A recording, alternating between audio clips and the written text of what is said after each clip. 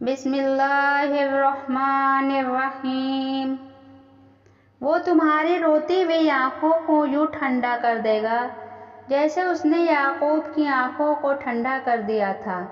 وہ تم تک ہر کھوئی ہوئی چیز بھی یوں واپس لے آئے گا جیسے وہ اندھے کنویں سے یوسف کو نکال کر یعقوب تک لے آیا تھا۔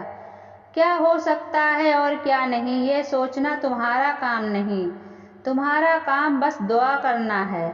پھر دیکھو وہ ایسے معجزے لائے گا کہ تمہارے رونگٹے کھڑے ہو جائیں گے۔ سو تم بس وہ کرو جو تمہارا کام ہے، اللہ بھی تو وہی کر رہا ہے جو اس کا کام ہے۔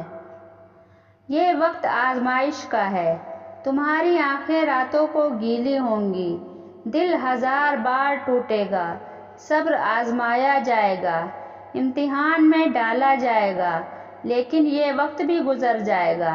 ہر مشکل کے ساتھ آسانی ہے، تو یہ مشکل تھوڑی ہی باقی رہ گئی ہے۔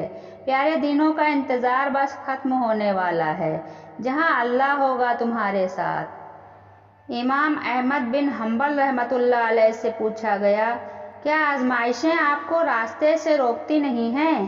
انہوں نے کہا، اللہ کی قسم، اگر آزمائش نہ ہو تو راستہ مسلوک ہو جائے۔ بے شک اللہ جس چیز کے ساتھ آزماتا ہے تو اس میں خیر ہوتی ہے، اگرچہ ہم اس کے برعکس سوچیں۔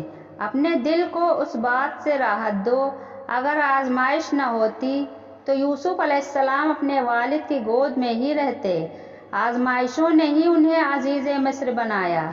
دعا میں اتنی طاقت تو ہوتی ہے، وہ لکھی ہوئی تقدیروں کو بھی بدل سکتی ہے، اور جس رب نے اپنے بندے کی دعا مچھلی کے پیٹ سے سنی، پھر وہ کیسے تمہاری دعا نہیں سنے گا؟ رب فرماتا ہے، سب کچھ چھوڑ کر اندھا اعتبار کر لو مجھ پر، یقین کرو میں اپنے وعدوں کا بڑا سچا ہوں۔ اللہ تمہیں تمہاری دعاؤں کے ذریعے ہی آزماتا ہے، وہ تاخیر اس لیے کرتا ہے تاکہ تمہارا یقین دیکھ سکے۔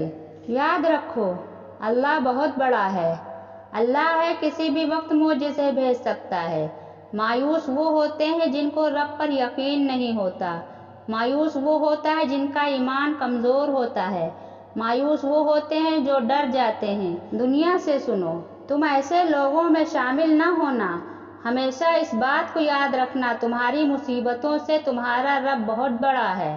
دکھ کی بات تو یہ ہے کہ ہم اپنے غموں پہ روتے ہیں، اپنے گناہوں پر نہیں۔ ہمارا اللہ سے رشتہ ایسا ہے کہ ہم صرف اپنے غم، دکھ، درد، حاجات اور شکایات پر روتے ہیں، اپنے گناہوں پر، نافرمانیوں پر نہیں روتے، ورنہ ہمارا اپنے گناہوں پہ رونا ہمارے غموں کا علاج بن جائے۔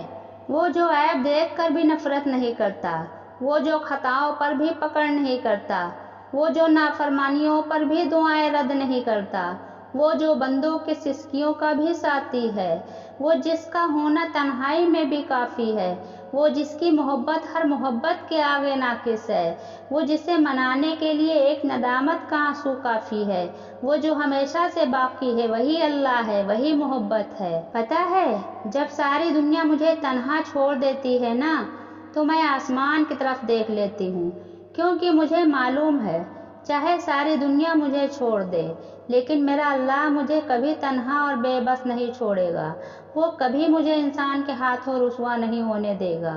اللہ کی محبت اتنی خاص ہے کہ اگر انسان جائے نماز پر صرف سر جھکا کر بیٹھا رہے، کچھ نہ بھی بولے، تب بھی وہ رب کچھ لمحوں بعد ایسا سکون بندے کے دل میں اتار دیتا ہے کہ لگتا ہے جیسے اس رب نے پریشان دل کو یہ سمجھا دیا ہو کہ میرے بندے نا امید مت ہو، میں ہوں نا، سب ٹھیک کر دوں گا۔ تم دعا تک خود نہیں پہنچتے، تمہیں دعا تک لایا جاتا ہے۔ تمہارے دل میں کسی چیز کے لیے دعا کا خیال آنا اور تمہارے ہاتھوں کا دعا میں اٹھنا ہی اس بات کی نشانی ہے کہ اللہ تمہیں نوازنا چاہتا ہے۔ جو کچھ بھی تم اللہ سے رو کر تڑپ کر مانگتے ہو، دیکھنا ایک دن حقیقت میں تمہارے سامنے ہوگا انشاءاللہ۔ چینل پر آنے کے لیے بہت بہت شکریہ، سبسکرائب کرنا نہ بھولیں۔